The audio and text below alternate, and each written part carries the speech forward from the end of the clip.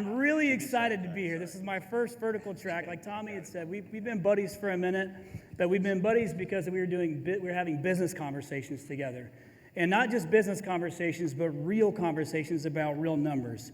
I think where he and I connected the most is we have the same heart to serve. And that's what I love about him. It's hard as hell to follow Tommy for me. Like, I'm his friend and I can barely keep up with him and the directions he goes and the pace that he goes.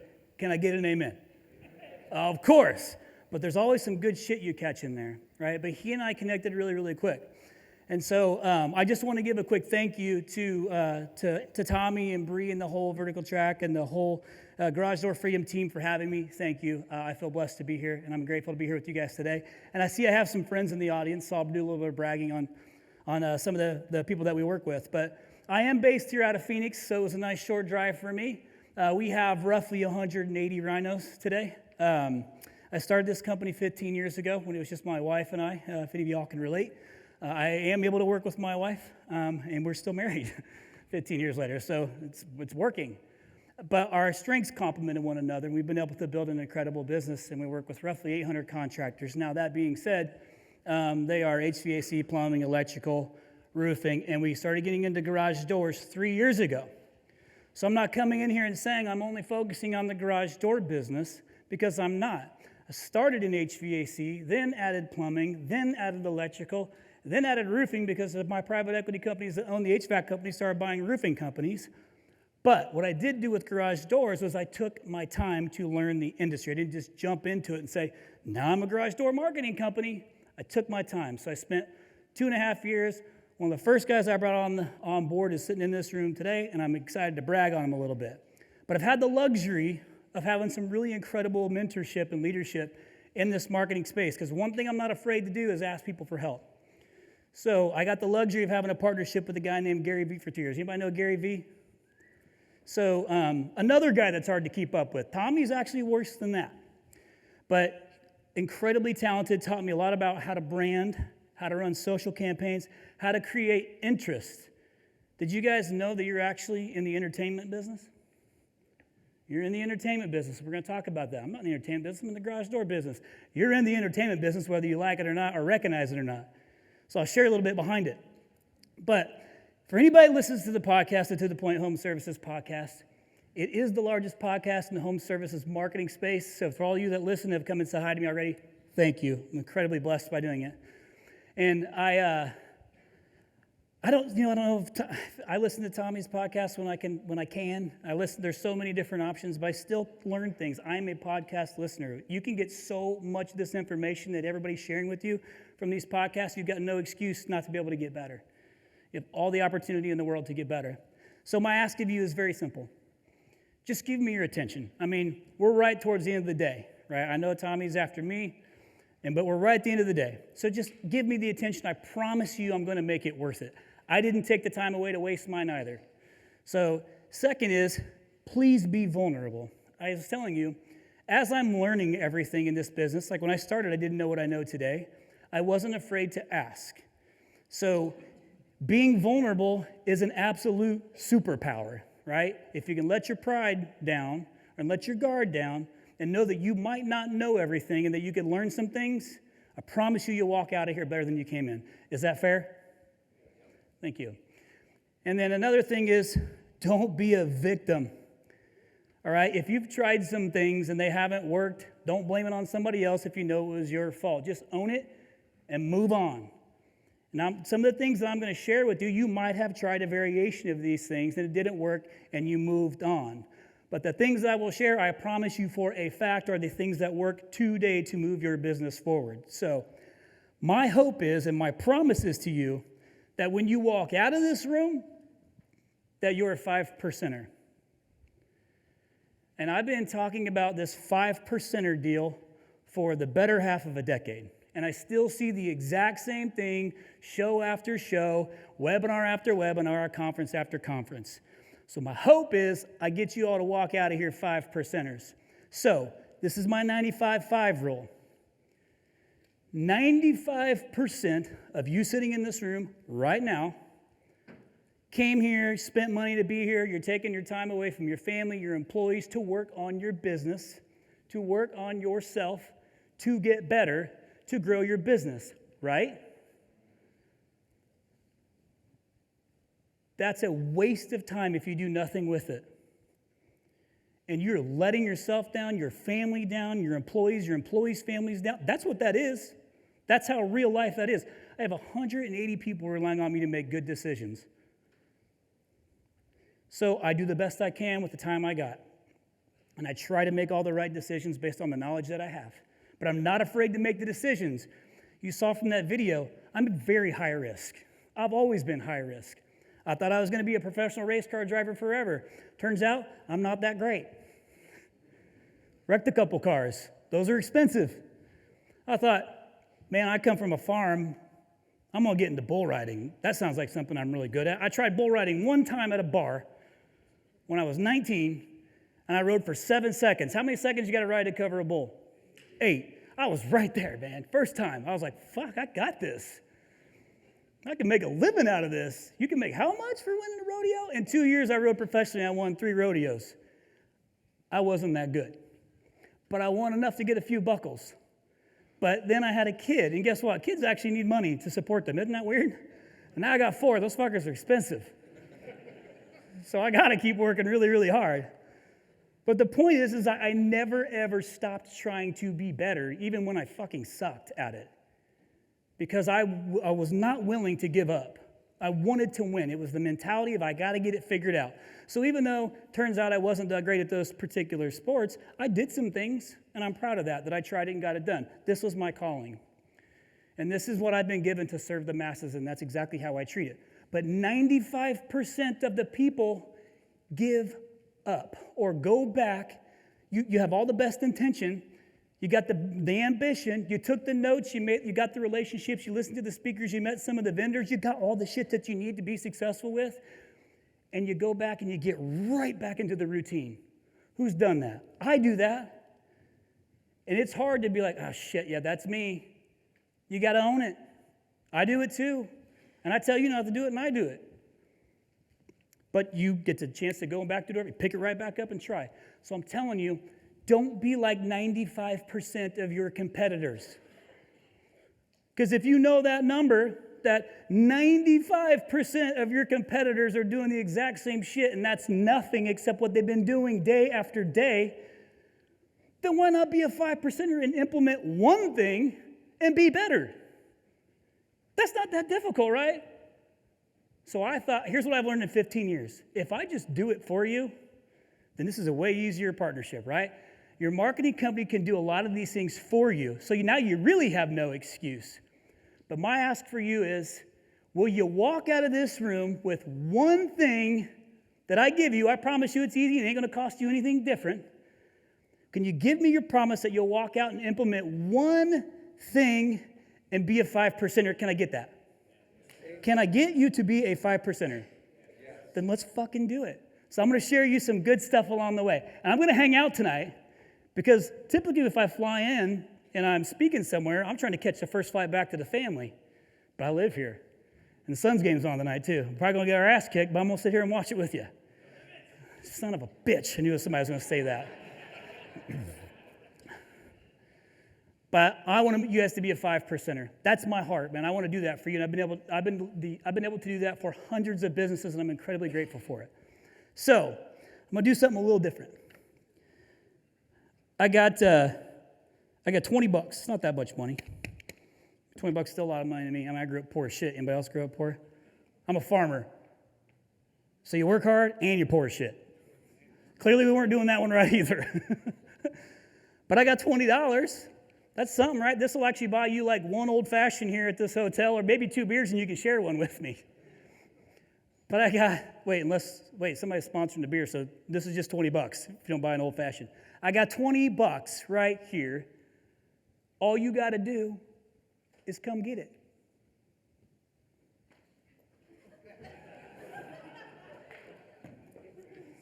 Well, that was fucking difficult, wasn't it? $20. Everybody was just waiting for the first person to go. I got another $20. Elliot, where are you at? There he is in the back. Got another $20 back there. Elliot, you got $20? Wave your hand. There we go. All right, now which one of you two is going to give me an old-fashioned? Thank you, man. Appreciate that. Make sure that's top shelf bourbon. Don't fuck around. You saw I was a bull rider, right? Can't be going doing that bottom shelf shit. Here's my point with that. What percentage of the room just took action when I gave away free money, $20? Maybe I don't know shit. You see what I'm saying? You're a little bit nervous. What do I got to do for that $20? We're always assuming, what the fuck do I got to do for that $20? It's just $20. $20. You're like having an internal battle in your head about what you should do to go grab $20 out of my hands. Funny story. This is my ADHD kicking in. This is where Tommy and I align. I was speaking at Win the Storm this year, huge conference. I had a $10 bill. I thought I had 20. It was only 10. Whatever. Point was made. Dude jumps up on stage, so excited about my $10, and falls off the stage. And it's way up there. So we need to make a post out. So follow RYNO on social media because I'm going to make that post on Tuesday. Zach, my guys in here, make that post on Tuesday so we can see that dude fall off the stage. He was okay. First time it ever happened to me in 15 years. But shit, dude tried for $10. He was a fucking 5%er, I'll tell you that. But you see my point? You see what I'm saying? And it wasn't even like because I was close to the front of the stage. We had it in the back of the stage, same thing. So, shit, I'm clicking the back button. I promise this is my first time. So this whole thing is about the attention. That is the game that we're in. I'm in that game, you're in that game, and we're getting attention, either good or bad, like it or not. So what I like to talk about is how to get attention. And the original ROI is return on influence, because before you can make $1, you got to actually get some business. I think that's how it works, right? You got to get a return on influence. If you all do the exact same thing, what sets you apart from the next guy in the same place, the next gal in the same place doing the exact same thing? You got to do something to get the attention of somebody to even consider using you, because you're in the return on influence game, like it or not. Right up front. Anybody ever read the book or saw like the TED Talk clip of Simon Sinek that says people don't buy what you do, they buy why you do it? Think about that. That actually changed the way I thought about my business. People don't buy what you do because they don't really want to have to call you in the first place. Is that fair? Let's say they want like a new pretty garage door. But if you got to repair shit, it's annoying. And they want somebody to get there quick, and sometimes brands out the window because they just want somebody to get there quick to get it fixed because now their house is exposed. Shit, I leave my gate open, I feel uncomfortable. But that's the world that we live in, especially now. If my garage is broken, I'm not leaving until this thing is closed, and I need to get to the office, and I've got shit to do, and I got to get somebody here. How are you going to get their attention to get their business? People don't buy what you do, they buy why you do it. The why has to be greater than the what. So you guys have heard Antonelli talk about this the last couple of years, and I've known Dan a long time. The prolific guys do a fantastic job of this as well.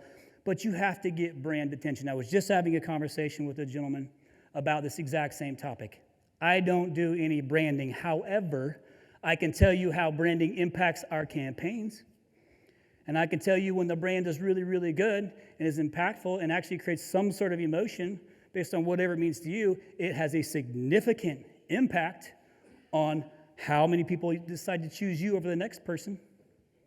And that is not a guess, it's not a theory, it is a fact. So 800 contractors studying the same things over and over again, you see the ones with the better brands always perform better than the ones that don't. So you got to pay attention to that brand. And sometimes, man, it sucks to have to rip that Band-Aid off, but you got to do it. You got to do something different, but make sure it's something that's meaningful. And that doesn't mean that you got to like do a whole brand new thing. Maybe it's just a refresh of it, but do something that sets you apart. Do something that sets you apart. So I'm in the digital marketing space, so like the world I live in is websites, SEO, pay-per-click, social media. That nerdy digital world has been my world for 15 years. And from those racing days, I love to study data acquisition, data analytics. I loved all that stuff because if I could figure out how to go 100th of a second faster, I could win the race. I could qualify higher. Bull riding, believe it or not, you can study data in bull riding.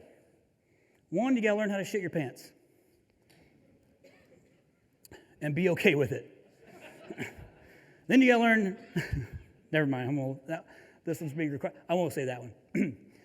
Point being is, you watch the bull. You study the bull to see, is it going to make you shit your pants or not? Like, how rank is this bull? When it comes out of the gate, is it going to turn left? So we're studying what this thing's going to do, and we're predicting it as you go. And then when it doesn't happen, you fall off, and you hope you don't get stomped on. But you're studying constantly, studying the data. And that's what we've been doing with these things. So something as simple as a website that we all have, there is 6 basic steps to marketing that are still incredibly ignored today. And I've had this conversation many, many times. 6 basic P's of marketing that if you take one of these things away and implement it, that will put you into that 5% category. Can we do that? You don't even know what they are yet. Can we do that? Yeah. Trust me. Trust me. Gave you $20. First P, product. Do not make people guess what you do. And guess what? Does anybody else have a kid who texts them from the bedroom and can't come out and actually say, hey, Dad? Anybody else got a kid text you from the bedroom? Does that piss you off a little bit? Maybe I was raised a little different, but that shit pisses me off. But that is the reality of the situation. We want to do things simpler, faster, and guess what? If I don't have to talk to you and I can get my job done, that's fantastic. I don't want to talk to you. Book my call. That's why the schedulers work so well. That's why chats work so well. Maybe I'm old school, because every once in a while I like to talk to somebody, but I'll tell you what, if I'm trying to get something done, I just want to knock it out real quick on my phone. I don't even want to have to scroll on my phone. I don't want to have to, if I'm on desktop, I don't even want to scroll on my desktop. Just tell me what it is that you do. Number 1, product. And then easily. Number 2, where do you do it? Place. So number 1, product. What do you do? 2, place. Where do you do it? Just because you've been in town for 50 years or 30 years, do not ride that as now everybody knows who I am. Because I promise you, you're leaving something on the table. But don't make it difficult, especially if you're serving a metro area. Break it down if you have to. If you're going out into the burbs or even going outside of the metro area into some of the more rural markets, don't make them guess that's where you do business by putting metro area or whatever. Be specific, so that way they know definitively exactly where you do business. That's number 2, place. 3 is controversial. Price. Does anybody put price on their site right now? Raise your hand. It's always amazing how many people who actually don't put their hand up, but you know if I went and looked at your site, I saw some price on that thing. That's why I said it's a controversial topic, and it does not work for everybody, but it is an option. It could be an as low as price. It could be a financing price. It could be a whatever price that you're putting on there for whatever offer that you have that's seasonal. Doesn't matter whether you do or don't use it. Just telling you it's an option. Okay? Product, place, price. We're down 3. 3 to go. Ready? Ready? Okay. I know we're at the end. Hang with me. Promo. So I don't believe in this race to the bottom on price, right? I don't believe you got to give up value to be able to get a customer. But it certainly works if you have perceived value. If you have some sort of promotion, it doesn't always have to be a revenue deal. It can be something as simple as on the top right-hand side, like request service or schedule a free confrontation. Those are promotional buttons you can put there to get somebody to click on them to do business with you. Make it easy for somebody to contact you. All these tools are available, and they'll do it for you. All you have to do is have somebody respond to it. It works exceptionally well for those who do not want to talk to you. It by far is one of the best tools to use, in addition to speed to service. Speed to service, how much does that matter? Jeff, how much does speed to service matter? It's a big deal, right? Because even though you got a great brand, if you can't get to him, he's like, fuck you, Jeff. I'm going to bring this guy over, and he's going to come and fix it for me now because we don't leave our garage doors open. I drove into my garage door. Tommy fixed it, not personally, but that was an embarrassing call to make. In my defense, I thought I hit the gate button, I hit the garage button. And it happens, right? That happens, people. And then I did it again. So I paid for a few. So, yeah, but I make mistakes too. But I needed somebody to get there fast. I knew I could trust them and they would get to me quick. I needed to get that shit fixed so I could get back to the office. I was not going to leave my house wide open. right? And that is a normal thing. Speed to service absolutely matters. That's a promo. If you have super fast service, speed to service, put that on there so people know you can get to them quick. But only do it if you can legit do it. Because if you don't, now it's a negative. 5, people. So what I mean by this is if you have a marketing person, if you don't, doesn't matter. If you have a marketing company that you're using, this is what I'm talking about. Make sure they know your people, your customer. So really the game that we're in is a psychological game. I have to be able to understand before the customer even calls you, what questions are they going to ask, what objections are they going to have. I got to try and find these things and then solve them before they ever even call you to increase the odds of them actually doing business with you or you getting the opportunity to do business. So you got to make sure the marketing company isn't like, yeah, man, we're a garage door marketing company. I've been doing it 3 years, folks, 3 years. That's not that long. But in 3 years, I studied the shit out of this stuff to figure out how to make somebody get into that site, convert, and then become a customer, and then pay attention to how you actually serve that customer. Just because you're holding me accountable, I'm going to hold you accountable too to make sure that we're doing this shit together. Because that's what a partner does. So make sure the marketing company knows your people. That's 5. And the last one is my absolute favorite, and that is personality. It is okay to give your business a personality. You're in the garage door business. No disrespect. It's not a very sexy industry, regardless of what Tommy might say. It is not a sexy industry.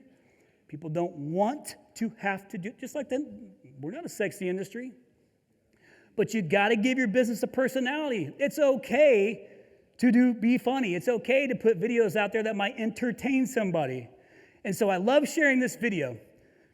One of the best videos of all time is this one I'm going to show you of a company who was known as a cost savings company, decided to stick their neck out with their new CMO and run this ad to compete against a major corporation that came in, and they said, you know what, we got to throw a Hail Mary. And the Hail Mary worked, and it was this. So I'll give you the scoop into the video play. It's great. So anybody remember KMART?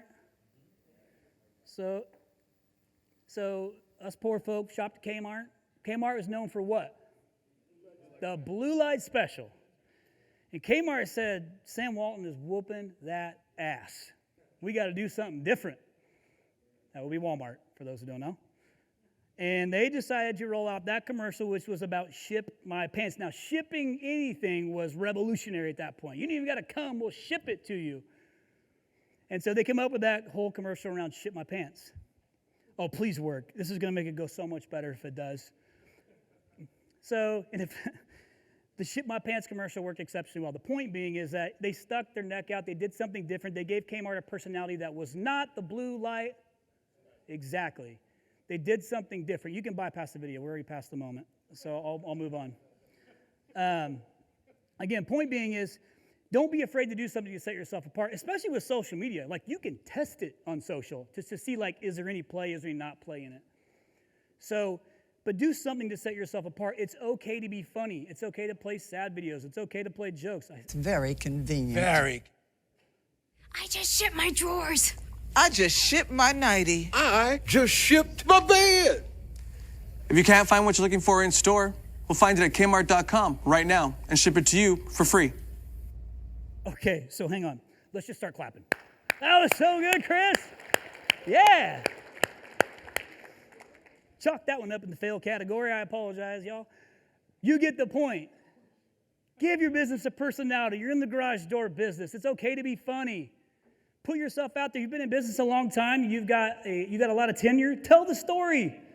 Make people feel good. People make decisions based off emotion. Set yourself apart by finding something to do to give your business a personality. That's the point. Social attention. I mean, this is crazy right now. It took me forever to get on TikTok, and I run a digital marketing company, mainly because I didn't want to go down that TikTok funnel. I didn't want to go down that dark hole that is TikTok and waste time, but our customers are, and so are yours. So I got to be aware of what all can I do in the social space to try to get their attention. So a couple things. This is why you can't watch TikTok, because you see funny shit like that, and I want to see more things like that, because it's funny. Unless you're the actor in that, then I'm assuming wasn't an actor willingly. Hey, be honest. Who's done that before? Raise your hand. Ain't nobody. All right, we got one. I got a couple. I've done it. That damn laser, man. Like, what? Doesn't recognize my feet? Doesn't AI know I'm going to jump over the laser? But it's funny. You could use humor like that to get somebody's attention. Garage door repair, like get another opener, like do something where you have to jump over the damn laser. Point being is it's entertaining. This is what social media is. It entertains us. So like I said, like it or not, you're in the entertainment business first because you got to get somebody's attention, and people want to be entertained. Are you not entertained? I really tried to find that clip and I couldn't find it. But you're in the entertainment business. So I learned two critical things when I had a partnership with Gary Vaynerchuk, and it was when we launched the podcast, he said, basically, you got two pillars, Chris, that you need to execute on this thing. And it was, you either need to entertain people or you need to educate people. Entertain them or educate them. And if you can do both, you got something special. And that falls right in line for you as well. If you can entertain someone and educate them, you can do a lot with your brand in the social space. If you can entertain them and sneak in education like this, something simple, these subtle, need additional openers, like, it's just funny, right? You can use these things, and if you try and it don't work, try something different, and then something different. If you don't know what to do, ask your kids. They'll tell you. So other things that you can do that are simple are reviews. Obviously, if you have good reviews, you have people saying things about you, post them. Let people know about your business from those who aren't in your business that have ever used your services and are saying things about you. If somebody leaves you a negative review, do not ignore it. Reply to it. How many people, when they're buying stuff, go to the 1 stars and read them like I do? And what are you looking for? And response, that's correct. But what kind of response? How did they respond? Because we all have that shit that happens to us. How you conduct yourself in that response says a lot about the character of you and your business and your why. Is that right? So reply to that stuff, man. Don't be afraid of it and make it right. If you genuinely care, respond in that way. Don't ignore it. It'll serve you much greater. Employee spotlights, do these types of things. This is the easy stuff. Education, if it's something that's seasonal, if it's getting ready to go into winter, you want to run something on springs or whatever it is, man, send up, make some posts for educational. Cost-saving tips, everybody loves that. Entertainment, like I said, jokes, humor, community service. I mean, anybody who knows me and knows me well knows I am big into community service. So I love being able to post those things, not so I can say, hey, look what Chris and RYNO is doing. It's because we genuinely love to do community service and do it every single month and like to share that so people can see, hey, I didn't even know that organization exists. Maybe we'll go serve there as well. And that's where it comes from. That's the intent. And I love to share that stuff. And it says, if that says a little bit about my business and who we are as human beings and our character, great. Sponsorships, if you're doing Little League team stuff or whatever, or even if you're using your truck to pull a float in the parade for a little extra advertising, post that stuff. Seasonal offers, again, something that you can't do. I'm not sure what all of those things are, but whatever you got, you can use it. But use video as much as you can, like all the Facebook reel or the YouTube reels and the Facebook reel, like the video, the stories and the TikToks and all the other shit that's out there. Like, put it to use, man. It doesn't have to be professional. I was shooting videos from my phone the other day in my office, like spinning in my chair. And then I just send it to the team, and I'm like, does this work? And they're like, that was stupid, Chris. Don't use that one. And I'm okay with that because I make a lot of dumb shit. But I'm okay with trying different things to make it entertaining. So that's what we're doing to get attention, to get people to pay attention to you, to gain return on influence. And then you got to pay attention. And what I love about paying attention is that's half the battle is just getting it. Then you got to pay attention to certain things in this business. All right? And number one, to me, is your market. What's going on in your market? Because I'm a competitor. I want to win. So I got to know who am I battling against. I'm not saying I'm focusing on them because I'm not. But I got to know who's what and who's legit the people I got to compete against in a market. So I just pulled up 12 keywords. These probably don't look like anything or look like something you've not seen before. Garage door repair, garage door installation, things that people are actually searching for. I just pulled 12. There's obviously significantly more than that. but things that the homeowner is searching for that are exactly what you do with no business name in mind. Simple. Just pull a few keywords to look at that have high conversion rates and that turn into actual new customers. So if I look at those 12 searches and I plug it into Google and I say, Google, please tell me in any market how many people are actually searching for those specific keywords right there. Not all the other hundreds of them. You can do that too. I just pulled the 12. How many people, how many homeowners are actively searching for a business like mine with no business name in mind? That information exists right now. So I just pulled a few markets as an example. I pulled these 6. By a show of hands, if you're in any of these markets, raise your hand. Okay? So again, just for those 12 keywords, let's use Phoenix. Peak month was August, and all this was on a trailing 12. 11,000 people searching for exactly what you do with no business name in mind, even with the A1 brand. That's a big-ass number. That's a big number, and that's just the top 12 keywords I pulled, not the other hundreds of them, just those. Austin, 4950. So you get it, you see it. The average is just exactly like it is. So on average, wipe out the peak month and the low month. On average, that's the average number of search volume for those 12 keywords. Keep that in mind. So when I look at that and somebody says, Chris, we want to partner with you, I say, well, let's figure out what are you doing in the market? What's your position in the market? And what room do we have to grow? And what kind of opportunity do we legit have? That's the opportunity. Then I got to know who I'm competing against. So for those of you that raised your hand that you're in that market, when I have my team pull those keywords and do searches for those same keywords in that market, I want to know who's coming up the most times for those keywords the highest. LSA, GBP, organic, all of it. I want to know. And this is the response in these 6 markets. If your name is on that list, raise your hand. Jeff? Name? Business name? Great name, by the way. Congratulations.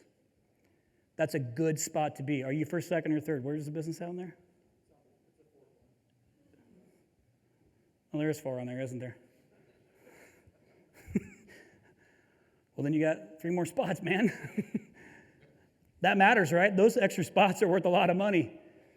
This is a hard game to play, but you got to know where you stand, like it or not. You got to know where you're at. Where you think you're at and where you're actually at might be 2 different things. That's what I'm saying. Be vulnerable. Understand that you might not know it all. So congratulations to you guys. So if your market wasn't on there and you want it, scan the QR code, and I'll tell you what's going to happen with this. My team will pull it for you. Actually, even Blake and Elliot that are out there at the thing, because it's not that large of a group, can probably pull it for you before you even leave tomorrow and give it to you. We'll pull up the same thing, that search volume for you, and we'll pull up your top competitor list. So I wouldn't ask them for it tonight because it takes a little work to find the top competitors. But tomorrow they can probably deliver that up to you. If not, we'll email it to you. That's it. We don't ask for anything from you. We don't sell anybody ever.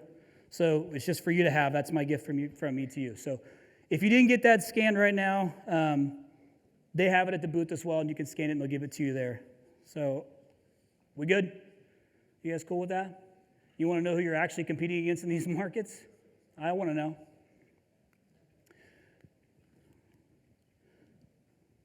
Okay, then you got to pay attention to your results. So like Tommy's saying, this is where Tommy and I nerd out on stuff, is the numbers. Is all the marketing is great. If you pay attention to who your competitors are, that's great. If you pay attention to how much actual opportunity is in your market, that's great. This is usually when I talk while you're filling out the form and you submit it, and you're still kind of half-assed paying attention. So are we close now? We good? All right. You got to pay attention to the results, man. At the end of the day, we're all spending money. We got to pay attention to what's actually happening. So I want to share a few case studies because some of them are here. And I'll tell you how we got this information and how simple it is and how you have no excuse to not have it yourself. So BDK Dora, Josh, we met a few years ago. Came on board as a customer, smaller player at the time, having significant growth. I thought, well, since I've come in here, are you cool if I share your information since you're going to be here too? So I pulled Q1 results for him. He's outside of Chicago. But make no mistake, he's competing against Chicago market competitors who have bigger budgets, much larger budgets than him. First quarter, we did 145 new repair leads came in. I'm not saying he sold them or booked them. I'm telling you, I know that I brought in 145 brand new repair leads. I know the name. I know if it was during hours, after hours. I know who took the call. I know what the call was about. I know if any objections came up when we're closed. I'm not answering the phone calls for them, so that's not what it is. I'm just listening to these phone calls. Worst job in my company is the call listening and reporting team. Because have you ever listened to your own phone calls? Anybody in here use an after-hours answering service? Raise your hand. You're going to like this. How many of you would like to punch that fucking answering service square in their face? Yeah, you can give a clap on that. I'm sick of, it's been that way forever. I've been listening to these things since it was myself doing this stuff. But you can learn so much without spending another dollar just by listening to these things and finding out how your own team, and then like Tommy says, you find it and you don't do anything with it. That's what 95% of the people do. But in Josh's case, we did some work. Q1, 145 new repair leads came in. 53 new install leads came in. Q1, mind you. Booking at a 56% rate. Now, mind you, that's not all the calls. That's just the brand net new repair and install leads that came in. They are booking them and going on site. 56% was their average in Q1. With an average cost per new lead of $79.82. Josh, what's your close rate, bro? Nobody, it's just me and you. 76%. How's business? Very good. That's not enough for me. Can you give me a little bit more? What kind of growth have you been seeing over the last couple of years? Because you started paying attention to this stuff. You started learning about the business besides just what you were doing. You had to rely on this data. So before RYNO, I didn't know our book rate, didn't know conversion rate. First year with RYNO, not even full year, 10 months with RYNO, we had 45% growth. 45% growth, and what was it? What was the time frame? 10 months. Here's the point. I'm not bragging. I want to brag on him because he's doing a good job of taking the data and actually doing something with it. That's the brag. And he's moving his business forward. And it was a pain in the ass to get him locked down. But if you make the calls and if you actually do something with it, you will move the business forward, I promise you, just by actually doing something. Is that right, Josh? All right, let's go to the next one. Vince isn't here, but I wanted to share his numbers. So Vince is down in Louisville. Same thing, Q1. 262 repair leads, 87 installation leads, booking them at a 58%. Average cost per new lead, $64.41. A little more brand recognition in that market. He's been around for a hot minute, if you guys know Vince. Indianapolis, we got Jeff and Garage Door Doctor. Q1, 552 repair leads. 90 installations, booking at a 62%. Congrats, buddy. Crushing it, man. Average cost per lead, $47.33. Who wants to play that slot machine all day long? Hell yeah. But it takes some work. But it doesn't take much. It takes 2 key ingredients to make this thing happen, and you got no excuse not to do it. We do it for you when you're a customer, but you don't have to work with me to do it. You can do it. It takes a call tracking number and a human being.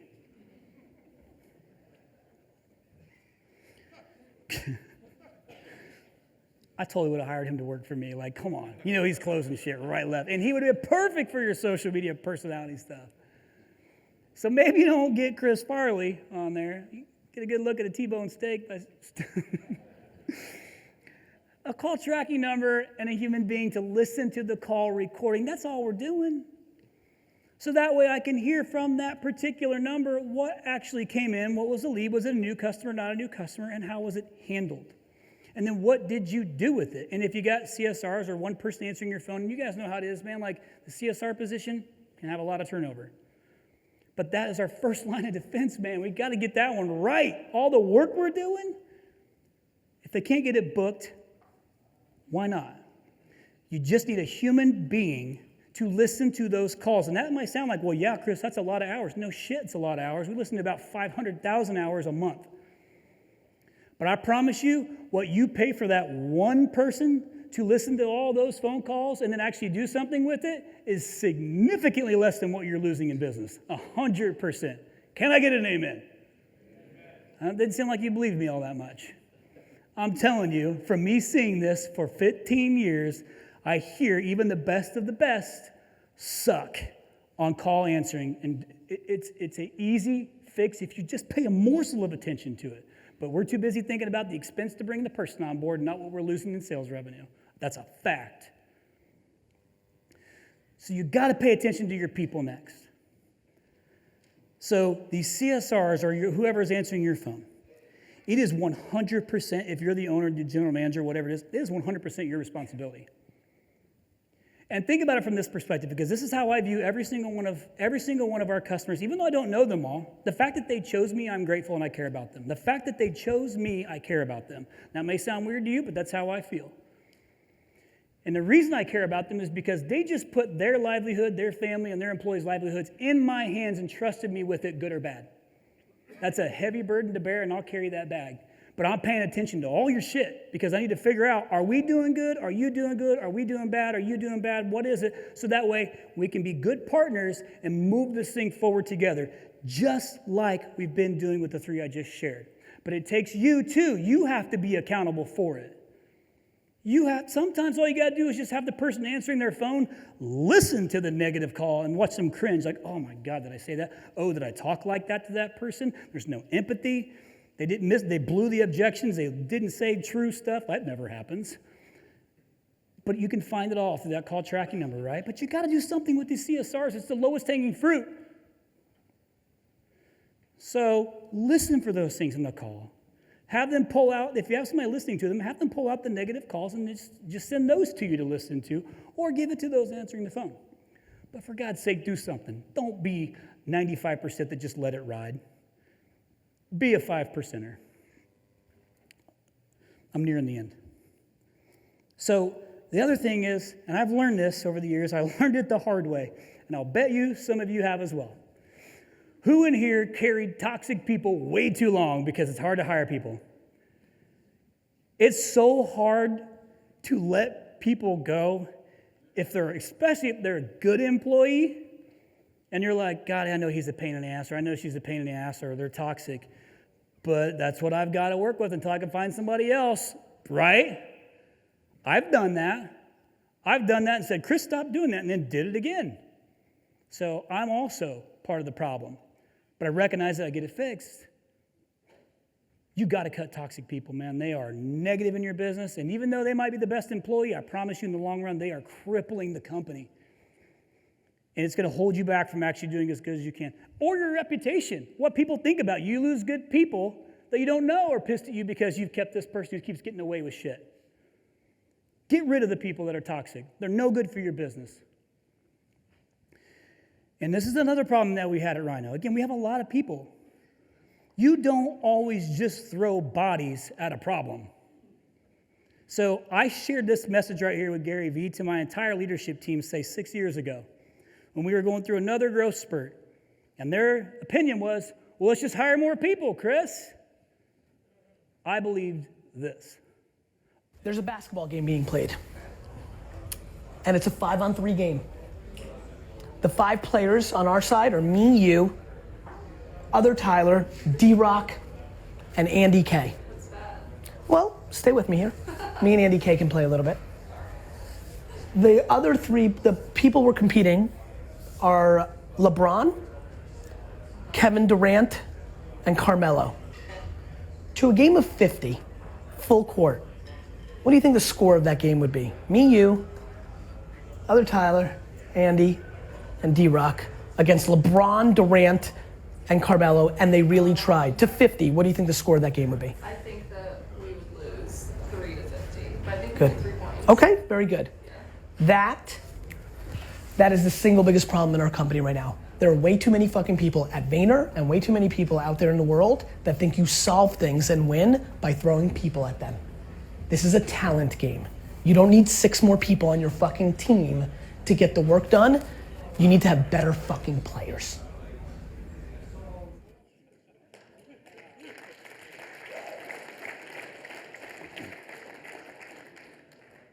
Can I get an amen? How about stepping up? Gosh, that was good advice. I shared that with my leadership team. And then I apologized to human resources. But I didn't mean it. My fingers were crossed. Last piece, pay attention to giving back. This is incredibly important to me. To this day, even as big as we are, we still, one day a month, my entire team goes and does community service somewhere. I'm not bragging. I'm just telling you because I want you to know what I do at my size. Now, we work 4 9s and a 4, so we only work half days on Friday. But one Friday every single month, I send every employee out to go and do community service somewhere. I cover their salaries, and that's a big number when you look on the P&L. But let me tell you what you don't see.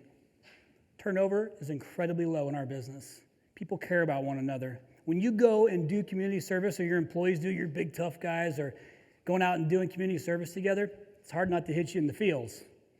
And when you go and serve someone else together, it creates a different kind of bond that most companies don't do. You might do a one-off here and there. I'm doing it every single month.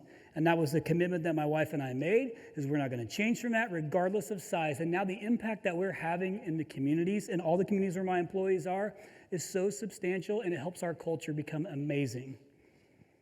So we're blessed with businesses. You took the chance. You took the chance to be in business. You probably get blessed. Even if things are getting hard, you're blessed. You have a business. Give back. It's a big deal. Sounds like a cliche thing, but I'm telling you, to me, anybody who knows me personally knows that means a lot to me because I've been blessed, so I want to give back. Doing good is good business. Can I get an amen? Amen. That was like the appropriate time to use amen, I think. Last 2 things, and I'm done, because I know I'm a little bit over. I got to interview Mike Tyson last year at RYNO X, and Tommy's been at our RYNO X. He's spoken for us many times, and I'm grateful for that, so thanks, Tommy. But he wasn't Mike Tyson. And so, love you, bro. He's like, I'll show you Mike Tyson tonight. I was nervous tonight when I went to interview Mike Tyson because to me, man, I'm 44 years old. Mike Tyson, man, like I grew up watching the baddest man on the planet. You know where I'm going with this? Yeah. So I'm nervous. And I have to submit all the questions to his handler because Mike Tyson needs a handler, trust me. And so they disapprove like 90% of my questions. I rewrite them like 14 times. I finally get it right. So I go into I go into Mike's green room. And by the way, Mike's green room gave the name Green Room the name Green Room. Because I opened that door and it was like smoke. And I was like, holy shit, he is high. He smokes a lot of weed. He's in the chronic business. I'm thinking about boxing. So I go in the room and I'm like, I can't stand here long. I got to interview him in like 30 minutes. And he's like, let's sit down. I'm like, oh shit, man, what am I going to do? This is Mike Tyson. And he wasn't cheap. I want to spend some time with Mike Tyson. So I'm going over the questions with him. He's like, ask me whatever the fuck you want, Chris. It doesn't matter. I'll answer whatever you want. That was an awful impersonation. I thought I used my lift more. And he's like, hey, I heard your son wanted to meet me. Bring your son in here. I'm like, nope. He's 12. You ain't fucking coming in here. But Mike Tyson was like, ask me whatever you want to ask me, Chris. And so I'm thinking, this is either going to go really good on stage or it's going to go really bad. And I'm a little bit nervous, but fuck it, let's let it ride. So I get him to go out there. We go up on stage. He actually has to be walked out. Remember that, Tommy? He's got to be walked out there because I don't think he could walk straight enough to get there. Gets up on a stage. We're sitting just like we're sitting right here. And as much as I hired him for entertainment, he destroyed it, didn't he? He was fantastic, and he delivered so many good things out of that I was like, holy shit. Then he gave me the stare down. Remember that? He's talking about how his tiger bit off his neighbor's arm and like some crazy shit. That really was the story he shared and how it cost him $250,000. But he did say this one thing I thought was exceptional, and it was that consistency kicks determination's ass. Do you believe that? Consistency kicks determination's ass. Because you can have determination and start something, and then you give up, and that's when consistency whoops that ass. And that's what the 5%ers do. Mindset is 100% in your control as long as you're sane. I say that because shit's weird now, right? Like mental health is a real thing we got to pay attention to, so I say that respectful, but mindset is 100% in your control. So you decide what you want to do with that business. Do you want to be a 5%er? Yes. Do you want to be a 5%er? Are we going to walk out of here at the 5%? Did somebody just say no? Who said no? Raise your hand. Show me your hand. Got to get attention, right? Number one, you got to get brand attention. When you get them to the site, you got to make sure you answer all their questions. You got to put the things on there. You got to go through the 6 Ps to make sure that they actually call you to do business. Use social media to give yourself a personality, to put your stuff out there to show them who you are as a business, your why. Then you got to pay attention to the market, your competitors. What are they doing? What are you not doing? And to take action to do something different. Then you pay attention to the results of that, so that way you're not wasting money or wasting money with your marketing partner or whomever you're doing advertising with, to know the shit's actually working. And then pay attention to your team. Pay attention to your CSRs, pay attention to your team, and give them the love and the training and the attention that they deserve, and then give back and do good shit. Thank you guys so much for giving me your time. I appreciate you. You don't got to do everything, but you got to do something. No 0 days. I'll see y'all tonight.